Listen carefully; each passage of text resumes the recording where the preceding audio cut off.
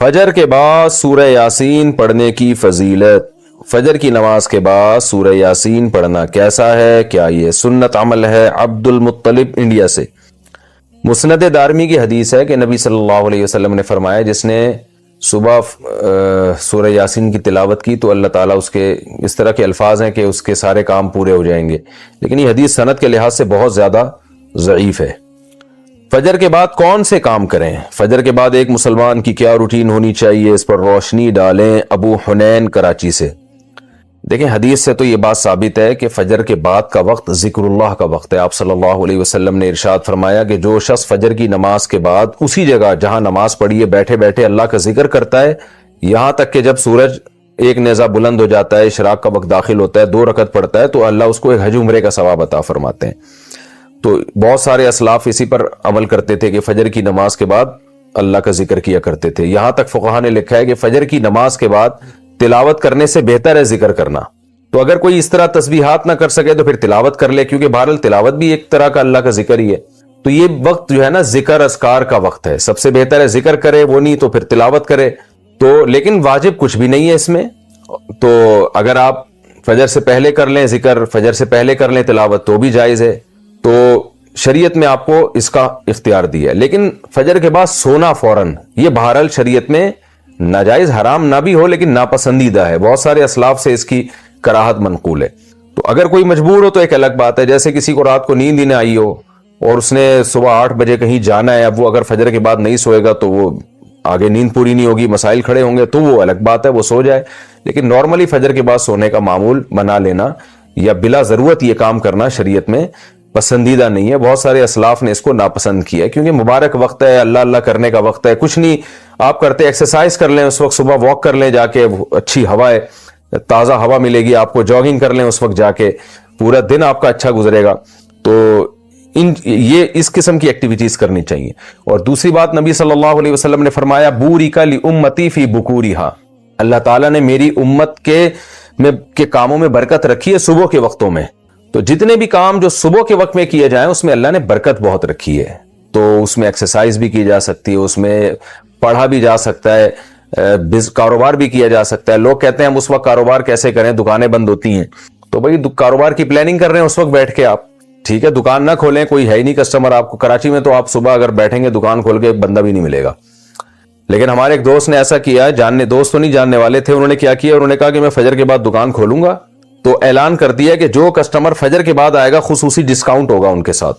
تو اس میں لوگ اس بہانے جلدی جلدی جانے لگے، تو وہ ان کا اتنا رش ہو گیا کہ ان کا اس طرح سے کاروبار میں جو نقصان ہو سکتا تھا اس کی تلافی اس طرح سے ہو گئی۔ تو بہت سارے طریقے، انسان جب کھوپڑی استعمال کرتا ہے تو طریقے سامنے آتے ہیں، اور کھوپڑی استعمال بھی فجر کے بعد بہت اچھے طریقے سے ہو جاتی ہے۔ بلکہ سردیوں میں تو فجر سے پہلے آپ کو کھوپڑی استعمال کرنا شروع کر دینی چاہیے، کیونکہ سردیوں میں راتیں بہت لمبی ہوتی ہیں۔ تو یہ وقت جو ہے نا انسان کا دماغ بہت فریش ہوتا ہے اور اس وقت بہت اچھا سوچ سکتا ہے، پلاننگ بہت اچھی کر سکتا ہے۔ تو یہ کام فجر کے بعد یا فجر سے پہلے یا فجر کے بعد یہ کام کرنے چاہیے۔ سورہ یاسین بہت اہم سورت ہے، اس میں اللہ تعالیٰ نے واقعات بھی بیان کیے، اپنی قدرت کی باتیں بھی بیان کی، اور موت کے بعد دوبارہ زندگی پر جو اعتراضات ہوتے ہیں اس کو بھی اللہ نے بیان کیا۔ قرآن الحم سے لے کے والناس تک ایک ہی بات سمجھاتا ہے، ہم آزاد نہیں ہیں، ہم کسی کے غلام ہیں۔ اچھا، اس دعوے میں جو سب سے بڑی رکاوٹ بنتی ہے نا، جو چیز اس بات کو سمجھنے میں، وہ یہ بنتی ہے کہ اگر کامیابی اس کا نام ہے کہ اللہ کی غلامی اختیار کی جائے، تو پھر وہ لوگ جو کافر ہیں، وہ غیر مسلم ہیں، وہ جو مانتے ہی نہیں اللہ کو، ان کی اتنی ترقی کیوں ہے؟ دیکھنے میں کامیاب کون لگتا ہے؟ وہ لوگ لگتے ہیں۔ قرآن ان مضامین کو بار بار دہراتا رہتا ہے، سورہ یاسین میں بھی اللہ نے دہرایا ہے کہ اس ظاہری ترقی سے، اس ظاہری چمک دھمک سے، اس ظاہری تعیش اور عیش پرستی سے دھوکہ مت کھاؤ۔ یہ دنیا امتحان گاہ ہے، ایگزامینیشن ہال ہے۔ ایگزامینیشن ہال میں رزلٹ اناؤنس نہیں ہوتا، رزلٹ کی اناؤنسمنٹ کے لیے اللہ نے آخرت کا دن رکھا ہے۔ آخرت قائم ہوگی تو اس کے لیے اللہ نے عقلی دلائل بھی دی۔ عقلی کا مطلب وہ دلائل جو کھوپڑی میں آتے ہیں، اور نقلی دلائل کہتے ہیں جو نقل، یعنی جو واقعات ہیں کہ کیسے کیسے پیغمبروں نے قوموں پہ محنت کی ہے، لیکن ان قوموں نے کیسی نالائقیاں ان کے سامنے کی اور کیسا ان کا برا انجام ہوا. تو ہم یہاں سے شروع کرتے ہیں. اللہ نے فرمایا وَاضْرِبْ لَهُمْ مَثَلًا أَصْحَابَ الْقَرْيَةِ، اے نبی آپ ان کو ایک بستی والوں کا واقعہ سنائیں. یہ حضرت عیسیٰ علیہ السلام کے دور کے قریب کی کوئی بستی ہے. اِذْ جَاءَ الْمُرْسَلُونَ، ان بستی والوں کے پاس پیغمبر آئے. اللہ نے 2 پیغمبروں کو بھیجا، قوم نے انکار کیا. فَعَزَّزْنَا بِثَالِثٍ، دونوں کو اللہ نے طاقت دی تیسرے کے ذریعے بھی. 3 پیغمبر ہو گئے. بنی اسرائیل میں نا ایک وقت میں کئی پیغمبر آئے ہیں، کئی پیغمبر آئے ہیں. فَقَالُوا إِنَّا إِلَيْكُمْ مُرْسَلُونَ، کہنے لگے ہمیں کس کی؟ تمہاری طرف. ان پیغمبر نے ان کو کیا کہا؟ وہ جواب میں کہنے لگے مَا أَنْتُمْ إِلَّا بَشَرٌ مِثْلُنَا، تم تو ہماری طرح کے انسان ہو. میں بار بار کہتا ہوں جتنے بھی اہل اللہ گزرے ہیں، جتنے بھی پیغمبر گزرے ہیں، جو سچی مچی کے اللہ والے تھے نا، سب کو یہی تانے دیے گئے کہ آپ ہماری طرح کے انسان، آپ کھاتے ہیں، آپ نارمل لائف گزارتے ہیں، آپ سوتے ہیں، صبح اٹھتے ہیں اور پراٹھے کھا رہے ہیں، ٹھیک ہے نا، انڈوں پہ مرغی کو بٹھا کیوں رہے ہیں، آپ سوئمنگ کیوں کر رہے ہیں. تو بار بار بزرگی کا یہ تصور کہ وہ عجیب سی مخلوق بن کے انسان گھومنا شروع کر دے، پتہ ہی نہیں چلے یہ مریخ سے آیا ہے یا اسی زمین کی پیداوار ہے. ایسے پیر و مرشد میں نے دیکھے ہیں، اللہ کی پناہ، جس جگہ بیٹھے ہیں کئی سالوں سے وہیں بیٹھے ہوئے ہیں. پولیس آ کے اٹھاتی ہے تھوڑا سا ہل لو، اب ان کے وقار کے خلاف ہے چلنا. ایسے بیٹھے ہوئے ہیں بزرگ بن کے، شاید مر چکے ہوں، انتقال ہو گیا ہو، ویسے بیٹھے ہوئے ہوں. زمین کھانا شروع کر دیتی ہے، چپک گئے اندر، پولیس بھی نہیں اٹھا سکتی ان کو. تو بزرگ کا یہ مطلب ہرگز نہیں ہے. بزرگ کسے کہتے ہیں؟ الا ان اولیاء اللہ لا خوف علیہم ولا هم يحزنون الذین آمنوا وكانوا يتقون. عقیدہ صحیح کر لو اپنا اور کبیرہ گناہوں سے توبہ کر لو، بس بزرگ بن گئے، اور کچھ کرنے کی ضرورت نہیں ہے. باقی سارے جیسے نارمل رہتے ہیں، کاروبار کرتا ہے آدمی، صبح جاتا ہے دفتر سے، گھر آ کے بیوی سے پٹتا نہیں ہے، یعنی گھر آتا ہے تھوڑا بہت بیگم سے اونچ نیچ بھی ہو جاتی ہے، کبھی محلے والوں سے، کبھی کرایہ نہیں دے رہا مالک مکان وہ کرایہ دار، تو کبھی اس سے اونچی آواز سے بات ہو گئی. تو یہ جو نارمل ہوتے ہیں نا، یہی بزرگ ہوتے ہیں. کوئی الگ سے کوئی بزرگ مخلوق، بزرگ کو کبھی کبھی غصہ بھی آتا ہے، جب اس کے ساتھ کوئی بدتمیزی کرے گا تو اس کو چپیٹ بھی دیتا ہے کبھی کبھار وہ بیٹھ کے. ایسا بزرگ نہیں ہوتا کہ اتنے پولائٹ اخلاق کہ ان کے ساتھ جو مرضی کر لو ان کو غصہ نہیں آئے گا. یوٹیوب پہ ویڈیوز آ جاتی ہیں نا، کوئی چیخ رہا ہے، ابے یہ دیکھو اخلاق پہ بیانات کرتے ہیں، ابھی کیا کر رہے ہیں، یہ چیخ رہے ہیں. او بھائی غلط ہو رہا ہے تو چیخے گا نہیں تو کیا کرے گا وہ. ایسا تصور بنا لیا ہے نا کہ بالکل یہ بلٹ پروف قسم کا بزرگ ہے جس پہ کسی کا اثر ہی نہیں ہوتا. بلٹ پروف ہوتی ہے نا گاڑیاں، بم کا اثر نہیں، تو ان پہ کسی کی زبان کا اثر ہی نہیں ہوگا، ان کو کبھی بھی غصہ نہیں آئے گا. ایسا بالکل بھی نہیں ہے. ہمارے جب نبی صلی اللہ علیہ وسلم کو بھی جب بہت زیادہ کوئی غلط بات ہوتی تھی آپ کو غصہ بھی آتا تھا. ہاں بار بار غصہ آنا ہر وقت ایسے جیسے توے پہ بیٹھا ہوا ہے، یہ ٹھیک نہیں ہے. اچھا بھائی، تو انہوں نے کہا آپ تو ہماری طرح کے انسان ہیں. قالوا ربنا يعلم انا الیکم لمرسلون قالوا انا تطیرنا بکم. جب بھی پیغمبروں نے جا کے دعوت دی ہے نا، تو ہوا یہ کہ خوشحال قوموں میں پیغمبر گئے تو اللہ کی طرف سے ان قوموں پہ آزمائشیں آنا شروع ہوئیں، قحط سالی شروع ہو گئی کہ شاید اب یہ توجہ کریں اللہ کی طرف. ان کے مالوں کا نقصان ہونا شروع، تو انہوں نے یہ نقصان بھی پیغمبروں کے کھاتے میں ڈال دیا. معاذ اللہ تمہاری نحوست ہے، معاذ اللہ، تم جب سے آئے ہو تو یہ معاملات ہو رہے.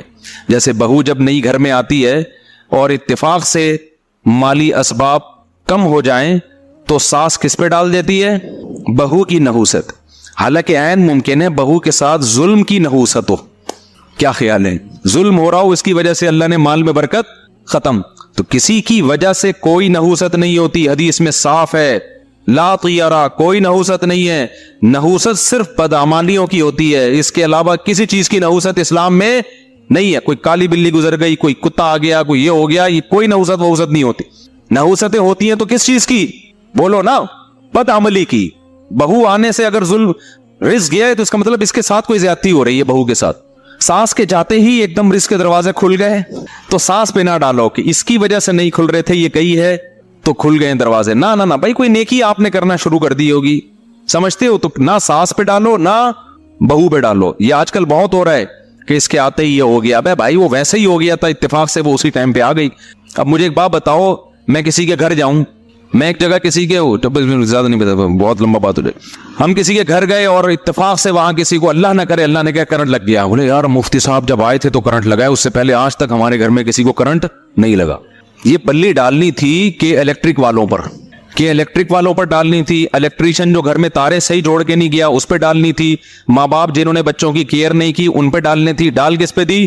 یہ مفتی صاحب آئے تھے اسی دن کرنٹ لگا ہے۔ او بھائی یہ اتفاق ہوتے ہیں، اس میں کسی پہ آپ بلی نہیں ڈال سکتے، حرام ہے، گناہ کبیرہ ہے، بدگمانی ہے، جائز نہیں ہے۔ چلو آگے۔ تو وہ کہنے لگے کہ آپ کی بدشگونی ہے، جب سے آپ لوگ آئے ہیں نا یہ کبھی قحط ہو رہا ہے، کبھی مال میں نقصان، حالانکہ اللہ ان کو متوجہ کر رہا ہے کہ ان کی بات مانو، لیکن انہوں نے کس پہ ڈال دیے؟ پیغمبروں پہ، ان کی وجہ سے ایسا ہو رہا ہے۔ تو کہنے لگے، پیغمبر نے فرمایا تمہاری نحوست تمہارے ساتھ ہے، یہ تمہاری بدعمالیوں کی نحوست ہے۔ وجاء من اقصى المدینة رجل یسعى، قوم کو وہ تینوں پیغمبر سمجھا رہے ہیں، قوم کی سمجھ میں نہیں آ رہا۔ ابھی کون سا علاقہ تھا، تاریخ خاموش ہے، بہت سے حضرات نے کہا انطاکیہ یعنی ترکی کا جہاں بھی زلزلہ آیا ہوا ہے اس جگہ کا واقعہ ہے، اور ایک قبر بھی تھی وہاں پہ، میں جب چند سال پہلے گیا تھا تو وہ اس شخص کی قبر بتائی جاتی ہے، من اقصى المدینة رجل یسعى، قرآن کہتا ہے شہر کے کنارے سے ایک شخص دوڑتا ہوا آیا، تو وہ جو دوڑتا ہوا شخص آیا نا اس کی قبر بھی وہاں پر ہے، اب حقیقت ہے یا نہیں ہے لیکن مشہور ہے کہ یہ اسی کی قبر ہے، مگر زلزلے میں وہ سب مٹی ہو گیا، وہ ساری تاریخی چیزیں ختم ہو گئی ہیں، زلزلہ بھی جو انطاکیہ میں آیا۔ تو قرآن کہتا ہے کہ شہر کے کنارے سے ایک شخص دوڑتا ہوا آیا، قال یا قوم اتبعوا المرسلین، کہنے لگا اے میری قوم یہ پیغمبر ہیں ان کو فالو کرو، ان کا انکار مت کرو۔ کیسا جذبہ تھا اس میں، اس کو جب یقین ہو گیا نا یہ پیغمبر ہیں، تو قرآن کہہ رہے وہ چلتا ہوا نہیں آیا بلکہ دوڑتا ہوا۔ جو مبلغ ہے نا اس میں یہ جذبہ ہونا چاہیے کہ میں جلد سے جلد اپنی قوم کو جہنم کے عذاب سے بچا لوں، اس میں تاخیر نہ کروں، اس کا یہ جذبہ تھا۔ جو اسرائیلی روایات ہیں ان میں ہے جس کے بارے میں حدیث میں آتا ہے کہ نہ ان کا انکار کرو نہ اقرار کرو، اور بیان کرنے میں کوئی حرج بھی نہیں ہے، نبی نے خود اجازت دی۔ تو تورات اور انجیل میں بھی ہے نا اس طرح کے واقعات۔ تو حبیب نجار اس کا نام ہے، نجار کہتے ہیں بڑھئی کو، بڑھئی کا کام کیا کرتا تھا، جس کو کیا کہتے ہیں اب آج کل انگلش میں کیا کہتے ہیں، کارپینٹر تھا، نام اس کا حبیب تھا۔ تو وہ دوڑتا ہوا آیا اور کہنے لگا اے میری قوم پیغمبروں کی اتباع کرو، اتبعوا من لا يسألكم اجرا وهم مهتدون۔ دیکھو ان کے اندر دو ایسی چیزیں ہیں جس سے پتہ چلتا ہے کہ یہ واقعی پیغمبر ہیں۔ نمبر ایک، ان کی باتیں بالکل ٹھیک ہیں، یہ توحید کی دعوت دے رہے ہیں، زنا سے بچنے کی دعوت دے رہے ہیں، شراب سے بچنے کی دعوت دے رہے ہیں۔ اچھا ایک اور اہم پوائنٹ، بعض دفعہ باتیں تو ٹھیک ہوتی ہیں لیکن میں بار بار ایک بیان میں کہتا ہوں نا، بیان میں ایک بات کہ بات ٹھیک ہوتی ہے لیکن اصل مقصد اپنا منجن بیچنا ہوتا ہے کہ نہیں ہوتا؟ جیسے بس والا جب بس میں چڑھتا ہے، بس میں جب آپ سفر کرتے ہیں، ایک بندہ چڑھتا تھا، ہمیں اب پتہ نہیں چڑھتے ہیں کہ نہیں چڑھتے، پہلے زمانے میں وہ پہلے نماز کی ترغیب دے گا، درود و سلام کا نذرانہ پیش کرے گا، پھر وغیرہ وغیرہ بہت ساری، آخر میں چندہ مانگنا شروع، یا پھر اپنی وہ ٹافی بیچنا کہ گلے کو صاف کرتی ہے، پھیپڑوں کو آرام پہنچاتی ہے، 5 روپے کی ٹافی ہے اور ٹی بی ختم کر دے گی، پھیپڑوں کا کینسر ختم کر دے گی۔ تو قیمت صرف کیا ہے؟ تو وہ لوگ بھی شروع میں وہ درود بھی پڑھ رہا ہوتا ہے، نماز روزے کی ترغیب بھی، باتیں ساری صحیح کر رہا ہے، لیکن مقصد کیا ہوتا ہے اس کا؟ اپنا منجن۔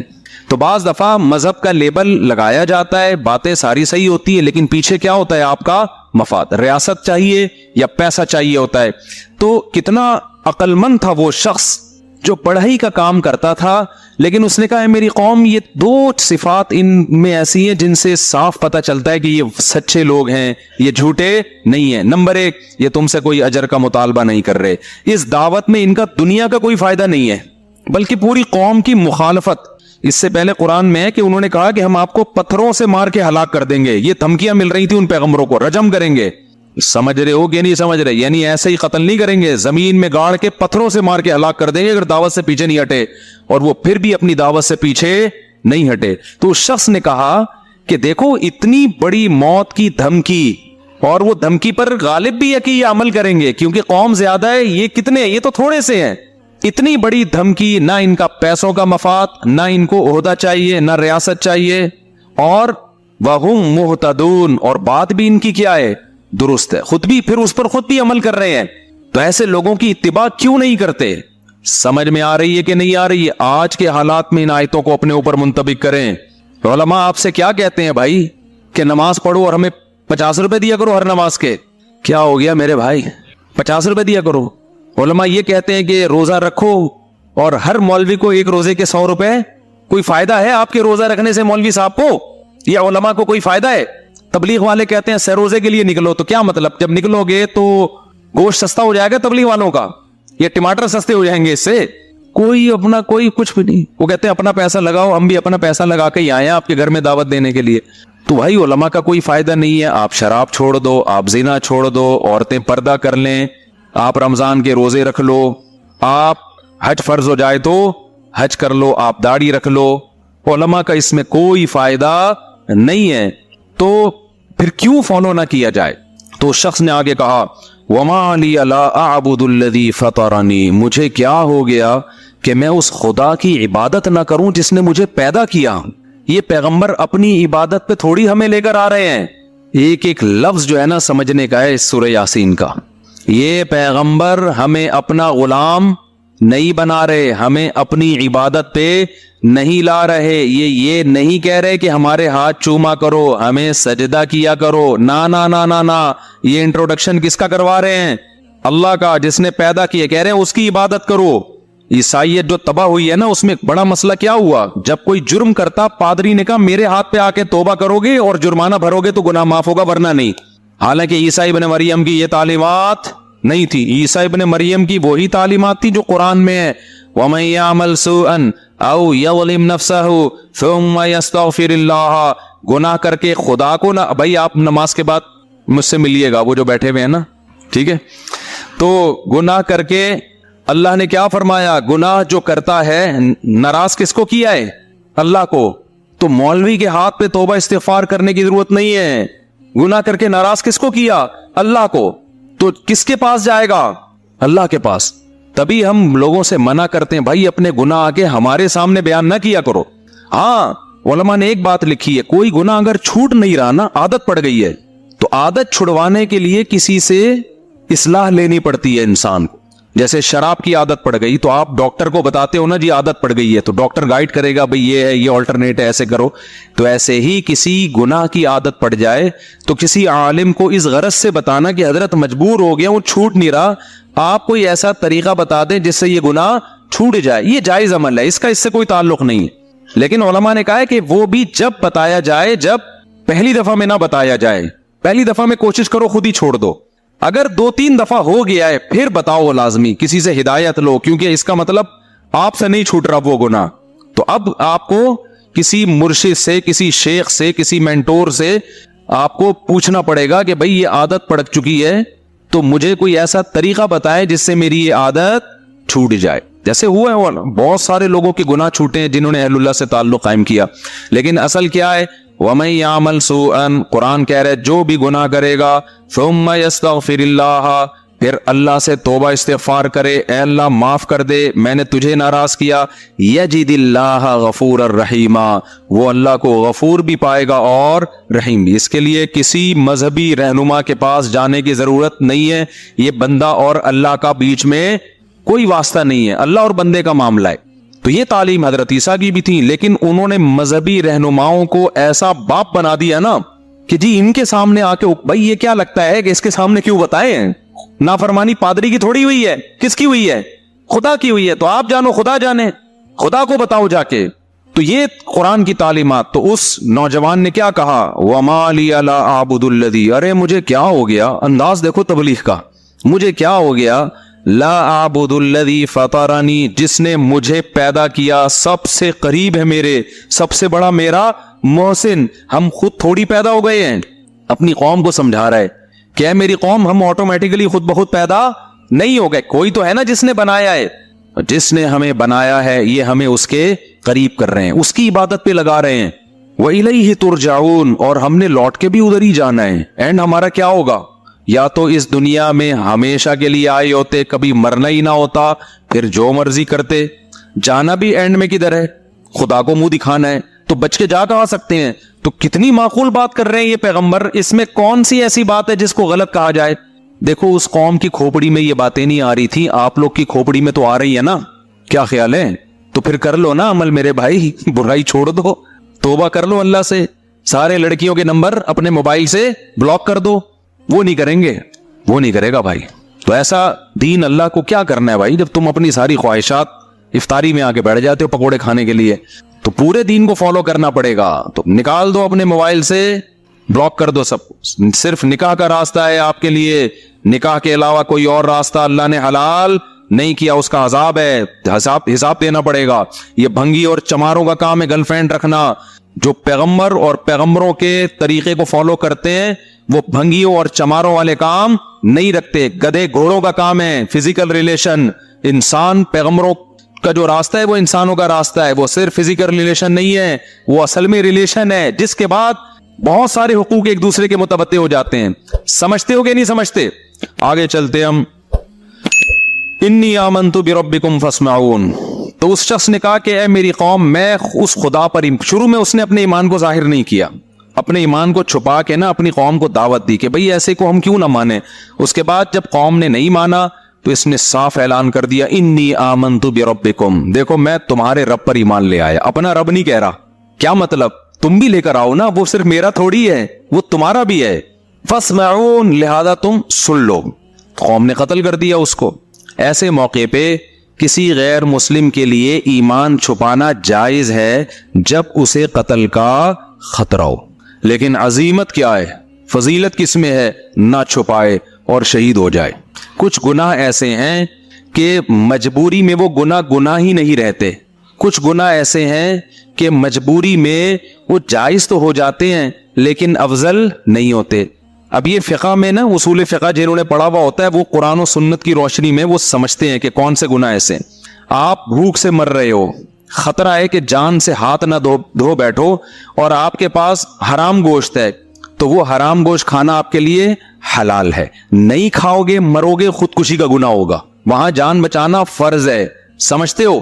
کھانا فرض ہو جائے, صرف حلال نہیں ہوگا بلکہ کیا ہو جائے گا؟ فرض ہو جائے گا. آپ کی جیب میں پیسے ختم, بھوک سے بلک رہے ہو, پیسے ہی نہیں ہیں, مر رہے ہو, سامنے نظر آئی ایک تندور نظر آیا, روٹیاں گرم گرم خوشبو سے کلابازیاں کھانا آپ نے شروع کر دی. اب آپ نے بیان سنا ہے چوری کرنا بہت بڑا جرم ہے, اور بالآخر آپ آہستہ آہستہ آپ کا انا للہ ہونے لگا بھوک سے, تو وہاں آپ پہ چوری کرنا فرض ہو جائے گا. ڈکیتیاں نہ کرنا شروع کر دیں کہ کل سے بے روزگاری میں بندوقیں لے کے ٹھیک ہے, اتنی چوری کہ جس سے موت سے بچ جائے. تو یہ صرف جائز نہیں ہو جائے گا چوری کرنا, بلکہ یہاں چوری کرنا آپ پر واجب ہو جائے گا. شریعت کہے گی بھائی تو جان بچا, اگر تیرے پاس پیسے نہیں ہے کسی طرح جا تندور پہ کسی طرح لڑ کے روٹی لے کے کھا لے, جان بچ جائے گی. پھر کیا ہوگا جب بچ جائے گی؟ پھر کوشش کر اب اس کے پیسے کیسے ادا کرنے میں, معاف نہیں ہوں گے وہ پیسے. اس کو بول دے بھائی میں مر رہا تھا, میں نے کھا لیا, جو اکھاڑنا ہے اکھاڑ لیں, ٹھیک ہے نا.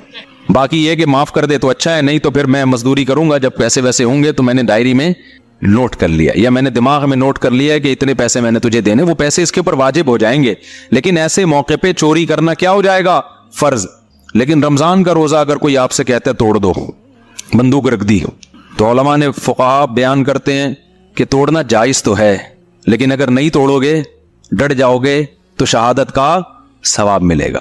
سمجھتے ہو گے نہیں سمجھتے؟ اب یہ مسائل میں باریک فرق ہے, اسی کے لیے علم حاصل کیا جاتا ہے. جن کے پاس نالج نہیں ہوتی, پراپر وے میں علم حاصل نہیں کیا, وہ سب مسائل کو آپس میں کیا کر دیتے ہیں؟ گڑمٹ. اسی طرح یاد رکھو کہ اگر کسی نے آپ کو گن پوائنٹ پہ بولا کہ کافر بن جاؤ, کلمہ کفر زبان سے بولو میں ہندو ہوں, بولو میں عیسائی ہوں, اسلام چھوڑ دو, تو جان بچانے کے لیے اسلام چھوڑنا ایسے موقع پہ اوپر سے, دل سے نہیں, صرف زبان سے کلمہ کفر کہنا کیا ہو جائے گا؟ جائز.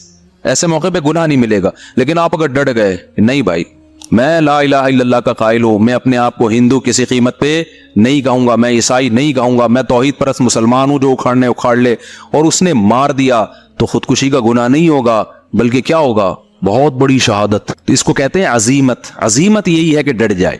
تو اسی طرح کوئی ہندو مسلمان ہوتا ہے, عیسائی مسلمان ہوتا ہے, اس کو خطرہ ہے بہت زیادہ ماریں گے, قتل کر دیں گے, تو اس کے لیے جائز ہے کہ زبان سے اقرار نہ کرے, دل میں مسلمان ہو جائے. اللہ بخشیں گے قیامت کے دن, اس کو ایمان والوں میں شامل کریں گے. لیکن اگر وہ ڈر جاتا ہے کہ نہیں بھائی مجھے مار دو, میں شہادت کے لیے تیار ہوں, تو یہ بہت بڑی شہادت ہے, اس میں بہت بڑا اجر ملے گا, جیسے کہ اس کو ملا. یہ ڈٹ گیا. ڈٹنے سے فائدہ ہوتا ہے کہ موٹیویشن بہت ملتی ہے سامنے والے کو, یار اتنا مضبوط, تو کچھ ہوگا نا اس میں، جان ہوگی اس مذہب میں، تبھی تو ڈٹ گیا ہے. تو وہ جو نجار تھا نا وہ بھی ڈٹ گیا. جب قوم پیغمبروں کو دھمکیاں دے رہی تھی ہم پتھروں سے مار کے ہلاک کریں گے، تو اس کو تو زیادہ دھمکیاں دیں گے، تو ہماری قوم کا آدمی ہے بھائی، تو ادھر کیسے چلا گیا؟ تو اس نے کہا انی آمنت بربکم فاسمعون، میں رب پہ ایمان لے آیا ہوں. جیسے حضرت عمر ڈٹ گئے تھے نا نبی کے دور میں، جب مکہ میں لوگ مسلمان ہو رہے تھے تو چھپ کے مسلمان ہوتے تھے کیونکہ بہت زیادہ خطرات تھے، بہت ظلم ہوتا تھا جو مسلمان ہو جاتے. حضرت عمر جب مسلمان ہوئے نا تو مسجد حرام میں جا کے اعلان کر دیا کہ میں کیا ہو گیا ہوں، مسلمان ہو گیا ہوں، ایسی کی تیسی، جو اکھاڑنا ہے آ کے اکھاڑ. بلکہ بولا کہ جس کو اپنی بیوی کو بیوہ کروانا ہے تشریف لا سکتا ہے وہ. یعنی الٹا ان کو دھمکیاں دینا شروع کر دی. جس کو اپنے بچے یتیم کروانے کا شوق ہے مارکیٹ میں آ جائے، میں ہو گیا ہوں مسلمان، آ جائے، ٹھیک ہے نا. اور جس کو شوق ہے کہ بیوی بیوہ ہو جائے تو وہ بھی مجھے آ کے روک سکتا ہے، ہم یہی نماز پڑھے گا. تو یہ طاقت تھی، تبھی تو نبی نے دعا مانگی تھی، اے اللہ ابو جہل کے ذریعے اسلام کو طاقت دے یا عمر بن خطاب کے ذریعے. اللہ کو عمر بن خطاب پسند تھے تو اللہ نے کس کے ذریعے طاقت دے دی؟ عمر بن خطاب. اور ایسی پھر حکومت قائم کی ہے 22 لاکھ مربع میل پر. حضرت عمر کے دور میں کوئی سیاسی اختلاف بھی نہیں ہوا ہے، خاندانی حکومت ہوئی ہے. کس کے دور میں؟ عمر کے دور میں. کوئی سر اٹھا کے اور حضرت عمر کس قدر اللہ کا خوف تھا. دیکھو بیماری میں جب شہادت کا وقت تھا نا، اس وقت ایک نوجوان عیادت کے لیے آیا، اس کا ازار ٹخنوں سے نیچے تھا، جانے لگا تو حضرت عمر نے اس وقت بلایا، بولے اس ازار کو کیا کرو، اوپر کرو. اس وقت بھی نہیں علی المنکر چھوڑا نہیں ہے کہ جو موقع ملا تبلیغ کا وہ کر دو. تو یہ لوگ تھے جو اللہ کی رضا میں فنا ہو چکے تھے. چلو ہم آگے چلتے ہیں. تو اس نے کہا بھائی انی آمنت بربکم فاسمعون، میں ایمان لے آیا. آگے قرآن کی بلاغت ہے. قیل ادخل الجنہ، اللہ کہتے ہیں ہم نے کہا داخل ہو جا جنت. حالانکہ قرآن کو یوں بیان کرنا چاہیے تھا کہ وہ ایمان لے آیا، لوگوں نے پکڑا، اس کو دھمکیاں دی، اس نے کہا نہیں میں اپنے دین پہ قائم رہوں گا. لوگوں نے قتل کر دیا، جب قتل کر دیا تو اس کو قبر میں رکھا گیا. پھر جب قبر میں رکھا گیا تو حساب و کتاب ہوا، پھر حساب و کتاب میں پاس ہو گیا. جب پاس ہو گیا تو اللہ نے کہا چل اس قبر کو ہم تیرے لیے کیا بنا دیتے ہیں، جنت، اور جنت میں داخل ہو جا. سمجھ میں آ رہی ہے بات؟ قرآن سارے واقعات کو بیچ میں کیا کرتا ہے؟ حذف کر دی قرآن نے سارے واقعات. کیوں؟ جب اس نے کہا نا آمنت بربکم فاسمعون، اے لوگوں میں ایمان لے آیا، قرآن کہتا ہے جنت میں داخل. کیا مطلب؟ فوراً شہید کر دیا گیا اور ادھر آنکھ بند ہوئی ہے، ادھر جنت کے دروازے اس کے لیے کھل گئے. اس سے پتا چلا کہ ادھر اور ادھر میں زیادہ ڈسٹینس نیک لوگوں کے لیے زیادہ ڈسٹینس نہیں ہے. اب سوال پیدا ہوتا ہے بھئی حساب تو ہوتا ہے نا. دیکھو یہاں جنت سے مراد وہ جنت نہیں ہے جو آخرت میں ملے گی، کیونکہ آخرت تو ابھی قائم ہی نہیں ہوئی نا. بھئی کیا ہو گیا، اب پاگل بیٹھا ہوں سمجھ میں آ رہی ہے بات؟ وہ جنت نہیں ہے، کیونکہ قیلا کا مطلب اس سے کہہ دیا گیا کہ جنت میں داخل ہو جا، حالانکہ ابھی داخل ہوا نہیں ہے. اور آگے اس کے جو الفاظ تھے وہ بھی قرآن بیان کر رہا ہے کہ جیسے ہی اس کو حکم ہوا جنت میں داخل ہو جا، اس نے کیا کہا؟ اس نے کہا کہ یا لیت قومی یعلمون، آئے کاش میری قوم یہ منظر اپنی آنکھوں سے دیکھ لے. بما غفر لی ربی، میرے رب نے میری خطاؤں کو کیسا معاف کیا. وجعلنی من المکرمین، اور کیسا مجھے پروٹوکول مل رہا ہے یہاں پہ. تھوڑا سا فاصلہ آنکھ کھلنے اور آنکھ بند ہونے کا، کاش اس جہان میں میری قوم جھانک کے دیکھ لے. اس کو بھی افسوس ہو رہا تھا نا، خیر خواہی اتنی تھی.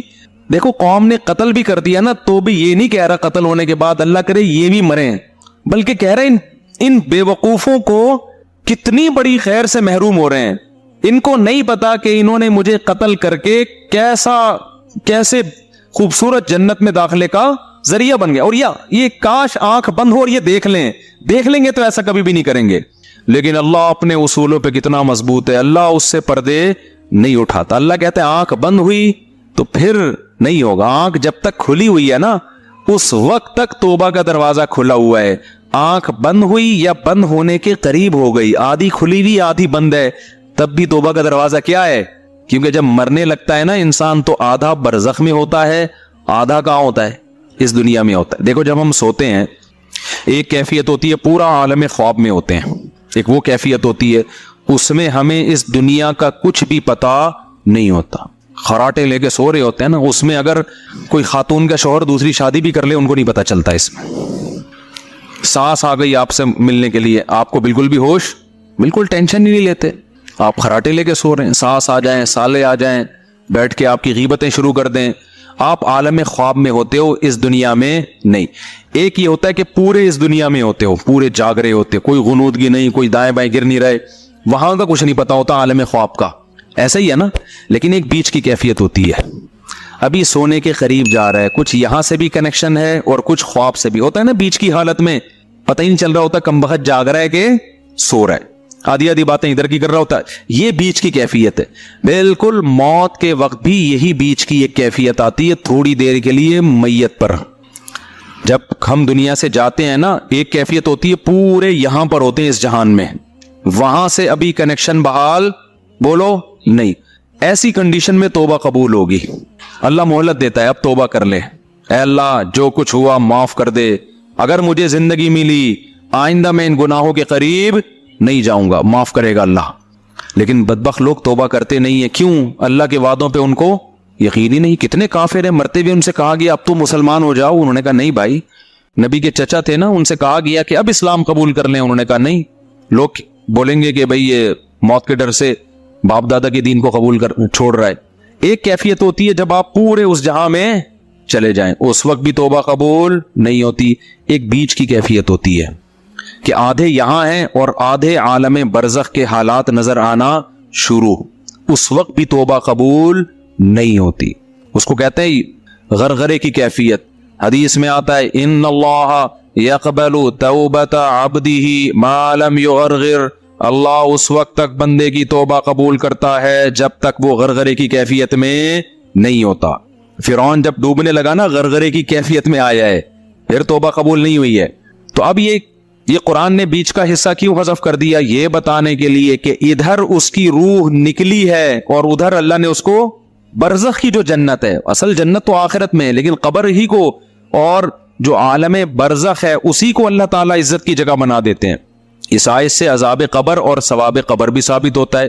بہت سے لوگ کہتے ہیں موت کے بعد کچھ بھی نہیں ہے, وہ تو آخرت میں ہی ہوگا. نا نا نا نا نا, نیک لوگوں کا اکرام موت کے فوراً بعد شروع ہو جاتا ہے. اور ایسا معلوم ہوتا ہے کہ اس کی کو جو اللہ نے عزت دی وہ قبر میں جانے سے پہلے دی ہے, ورنہ تو قبر میں فرشتے آتے ہیں نا, سوال پوچھتے ہیں, تو اس کو اللہ نے, یا ہو سکتا ہے یہ ہر شہید کے ساتھ ہو. احادیث سے پتہ چلتا ہے کہ ہر شہید کے ساتھ ایسا ہوتا ہے کہ قبر میں جانے کا انتظار نہیں کیا جاتا اس کے لیے. ادھر شہید کے خون کا قطرہ زمین پہ گرا, ادھر اس کی روح نکلی اور ادھر اس کا اعزاز و اکرام شروع ہو جاتا ہے.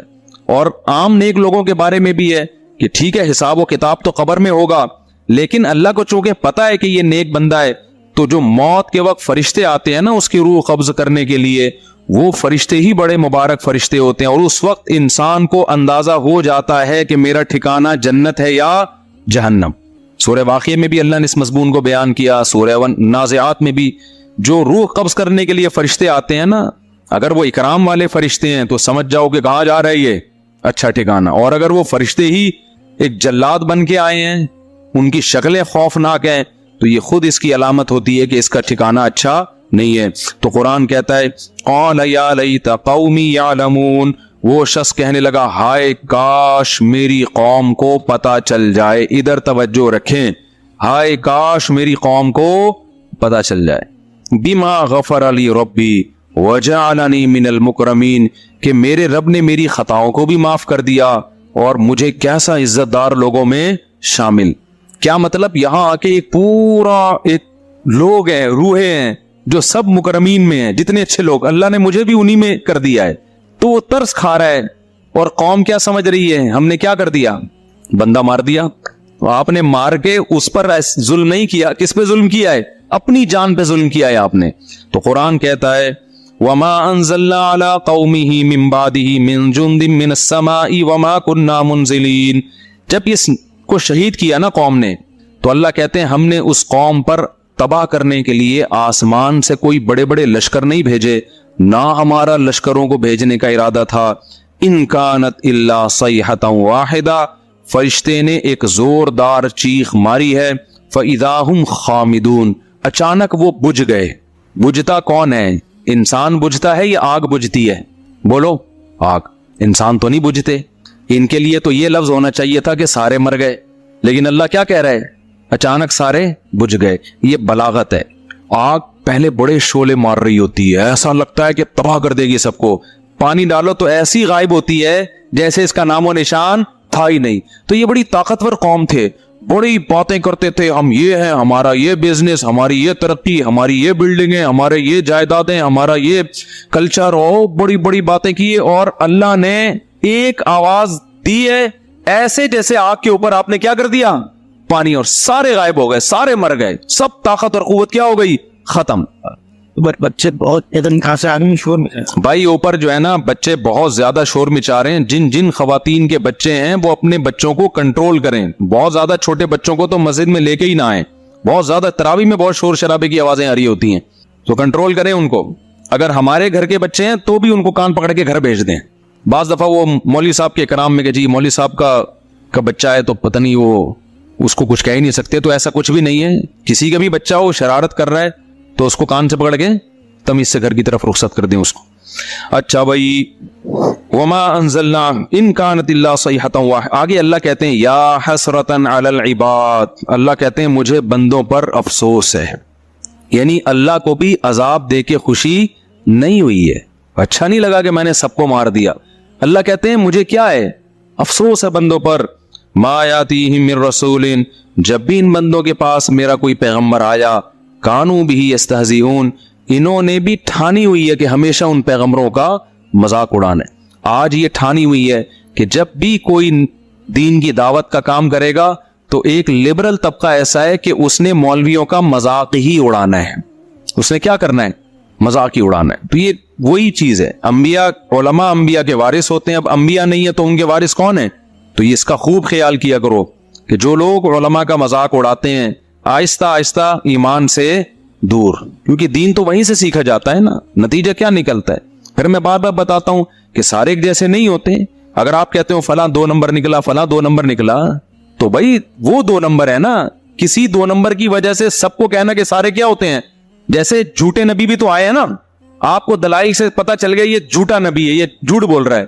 معاذ اللہ آپ نے سارے پیغمبروں کو برا بھلا کہنا شروع کر دیا کہ جس نے بھی نبوت کا دعویٰ کیا سب کیا ہے, معاذ اللہ نقل کفر 2 نمبر ہے. تو یہ تو خدا کے غضب کو دعوت دو گے نا. آپ یہی بولو گے بھائی یہ کیا ہے, یہ 2 نمبر ہے, یہ جھوٹا نبی ہے.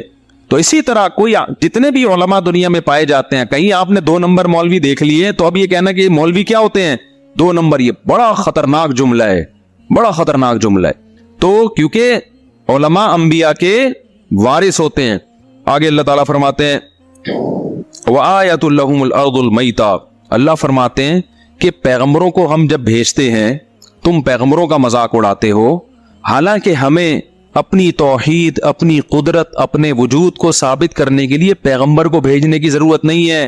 اسی زمین میں اتنی نشانیاں ہیں جنہیں دیکھ کے تمہیں خدا کے وجود پر یقین آ جانا چاہیے. وہ 1-2 آیتیں پڑھ کے بس بیان ختم کرتا ہوں. وہ کہتے ہیں, اللہ تعالیٰ کہتے ہیں یہ زمین کو دیکھو, یہ مردہ پڑی ہوتی ہے, کوئی کھیتی نہیں ہے اس میں, گوبر, مٹی, پانی, یہی ہوتا ہے نا. اس وقت سائنسدان کیوں نہیں بولتے اس میں خربوزے اگیں گے, اس میں تربوز اگیں گے, اس میں, وہ تو اپنی آنکھوں سے دیکھ رہے ہیں تو کہہ رہے ہیں نا. اب تو دیکھ لیا نا کہ بھئی آم کے بیج سے کیا پیدا ہوتا ہے, آم. دیکھا نہ ہوتا نا, پھر سائنسدانوں کے حوالے یہ چیزیں کرتے, کہتے بھائی یہ کچھ بھی نہیں ہوگا, کچھ بھی نہیں ہوگا یہ. لیکن اللہ کہتے ہیں احییناہا, ہم اس زمین کو زندہ کر دیتے ہیں. تم اس میں ایک بیج ڈالتے ہو, اس بیج سے تناور درخت, اس درخت میں پھر پھول, پھر ان پھول پہ مکھیاں بیٹھتی ہیں, نر مادہ پھولوں کا ملاپ ہوتا ہے, پھر اس میں کچا سا پھل پیدا ہوتا ہے, پھر وہ پھل بڑا ہوتا ہے, پھر اس پھل کو کاٹتے ہو, وہی گٹلی اس کے اندر ہوتی ہے جو تم نے زمین میں دفن کی ہوتی ہے. حالانکہ